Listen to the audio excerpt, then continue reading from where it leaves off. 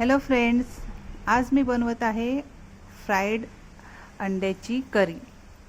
जेव्हा पण आपण अंड्याची भाजी करतात तेव्हा अंडी बॉईल करूनच भाजी करतात, पण आज मी अंड्याची करी बनवणार आहे अंडी फ्राय करून, म्हणजे त्याचं ऑमलेट काढून।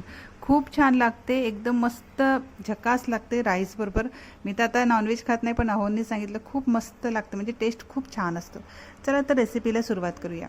तर इथे मी घेतलेली आहे कढई। कढईत तेल गरम झालं का त्यामध्ये थोडेसे खडे मसाले ॲड करायचे आहेत, म्हणजे जिरं, काळी मिरे, लवंग, थोडीशी दालचिनी, म्हणजे थोडेसेच खडे मसाले ॲड करायचे आहेत। त्यानंतर त्यामध्ये ॲड केलेला आहे मी 3 बारीक कट केलेले कांदे।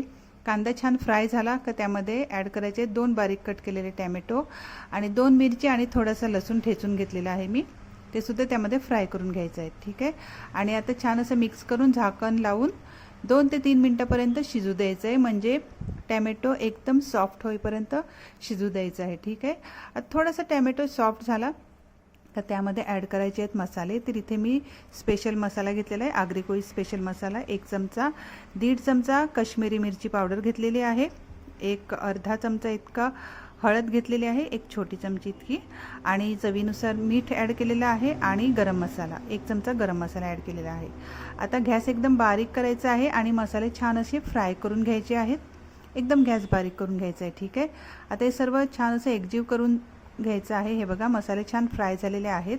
आता त्यामध्ये ॲड करायचं आहे 1 ग्लास पाणी, 1 चमचा नाही 1 ग्लास पाणी ॲड करायचं आहे, आणि आता 10 मिनटं छान असं शिजू द्यायचं आहे। छान मिक्स करून घ्यायचं आहे, 10 मिनटं झाकण लावून शिजू द्यायचं आहे। छान अशी करी उकळी करून घ्यायची आहे। ठीक आहे, करीला उकळी यायला पाहिजे व्यवस्थित 10 मिनटापर्यंत।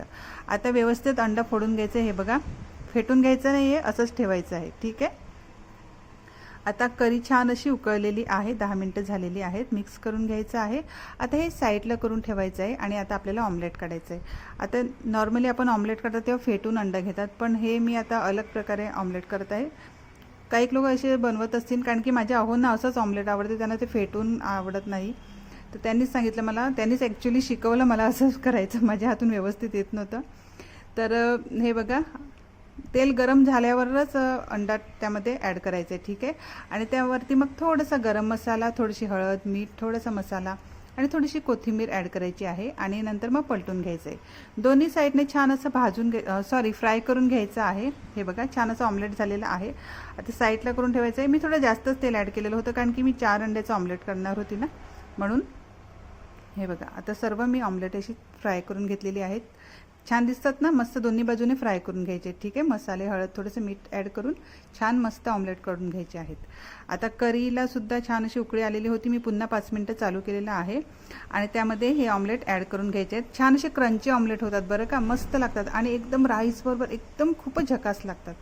अहोंना दिलेलं, तर अहोंनी म्हणजे तारीफ तर नाही केली, पण त्याने हातानेच दाखवलं की एकदम भारी, लई भारी असं। तर तुम्हाला ट्राय करायचं असेल तुम्ही ही रेसिपीसुद्धा ट्राय करू लागतात, खूप छान लागते। आपण लवकरच भेटूया पुढच्या व्हिडिओमध्ये। Okay friends, take care and bye bye.